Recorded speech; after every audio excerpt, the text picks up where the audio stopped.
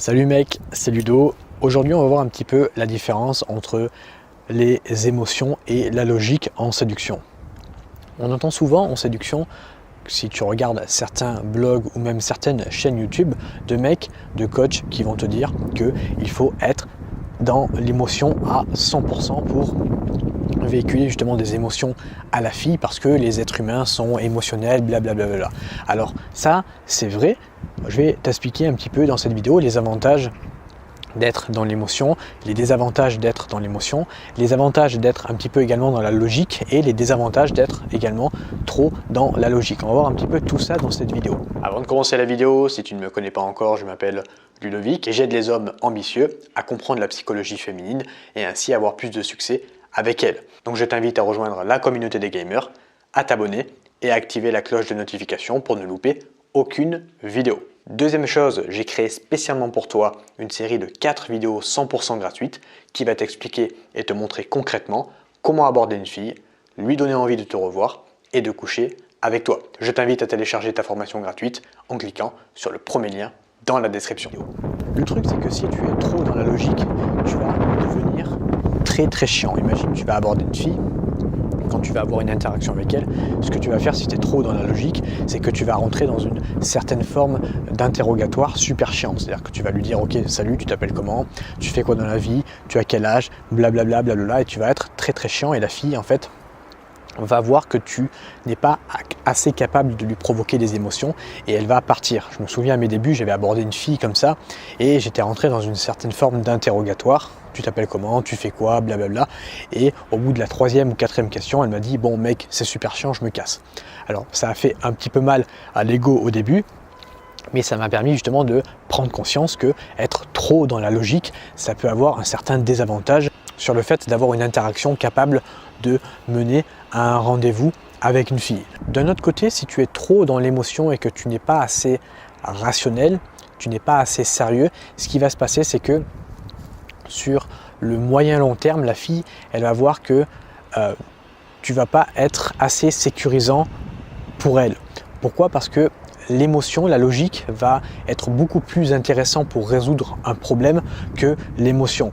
Et donc si toi, tu es 100% dans l'émotion, tu essayes du moins d'être 100% dans l'émotion et de ne plus avoir de logique, ce qui va se passer, c'est que la fille, elle va également s'en apercevoir et tu ne vas pas pouvoir également créer une relation avec elle. Je vais te donner un exemple de la vie de tous les jours. Quand tu achètes un iPhone, tu l'achètes avec les émotions.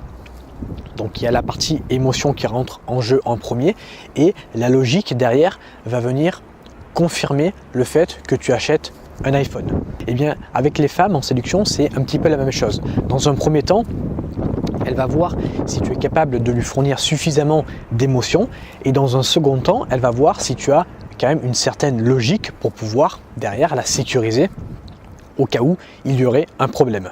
Imagine un mec 100% dans l'émotion, il rencontre une femme, il se marie, il fait un enfant, ça dure 1 an, 2 ans, puis après il voit une nouvelle femme qui lui plaît, et étant donné qu'il est dans l'émotion à 100% et qu'il n'a aucune logique, ce qu'il va faire c'est qu'il va être tout le temps à la recherche de nouvelles émotions, et donc il va aller créer une relation avec cette autre femme, quitte à quitter son foyer, quitter sa femme, quitter son enfant, parce que en fait il est dans l'émotion à 100%. Et du coup, étant donné qu'il n'a aucune logique, il va pas se dire bon ok, j'ai rencontré une femme qui me plaît, mais j'ai quand même un foyer à côté, j'ai bâti quelque chose, j'ai bâti une relation avec une femme, j'ai fait un enfant, et il ne va pas forcément réfléchir à tous ces problèmes vu qu'il va vivre uniquement dans l'émotion.